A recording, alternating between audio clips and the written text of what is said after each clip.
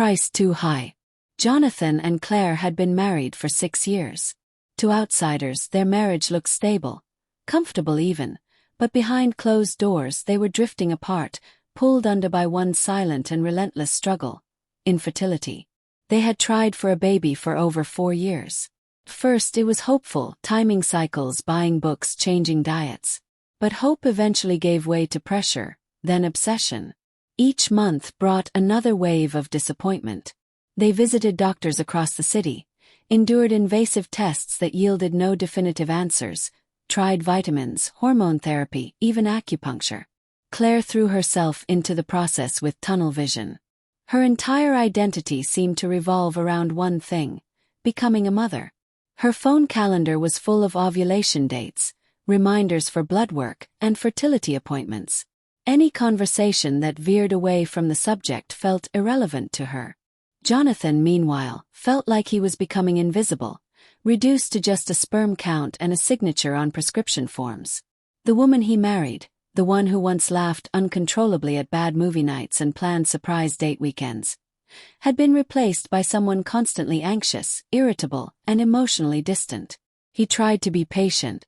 He really did. But one evening, as they sat silently across from each other at dinner, Claire obsessing over a new fertility clinic she'd found, he finally snapped.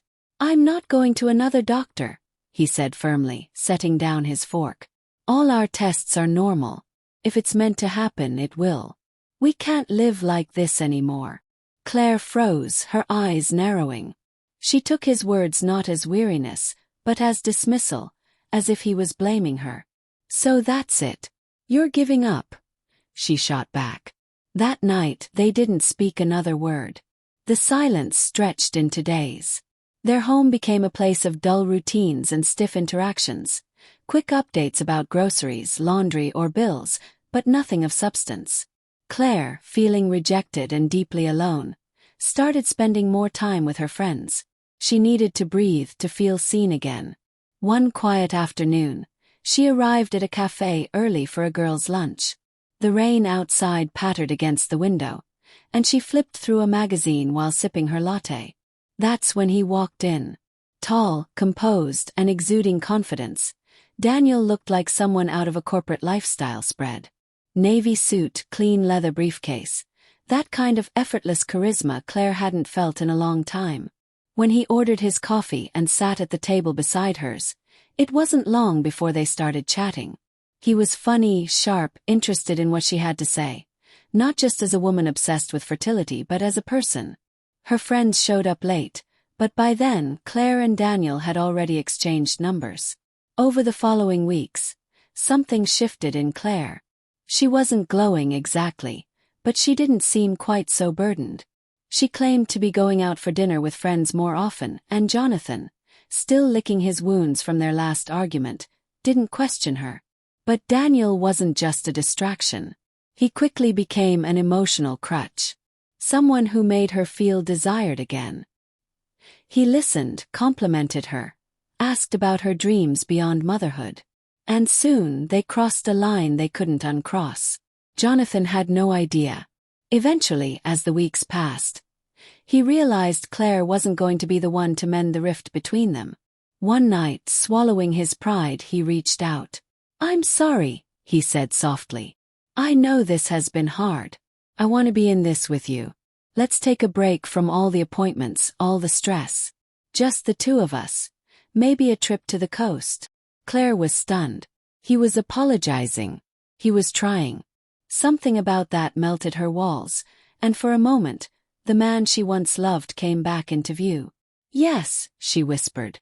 "I want that too." In the days that followed, Jonathan became more affectionate, thoughtful, bringing her morning coffee, massaging her shoulders after work, planning their beach vacation down to the last romantic detail. Claire felt herself slowly pulling away from the tangled guilt of what she'd done. She hadn't responded to Daniel's last few texts, and she knew she had to end it properly. A few days before the trip, she agreed to meet him for coffee. He suggested their usual hotel bar, but she insisted on a public cafe. As soon as they sat down, she didn't beat around the bush. "I can't do this anymore," she said. It was a mistake. I love my husband. Daniel blinked, taken off guard.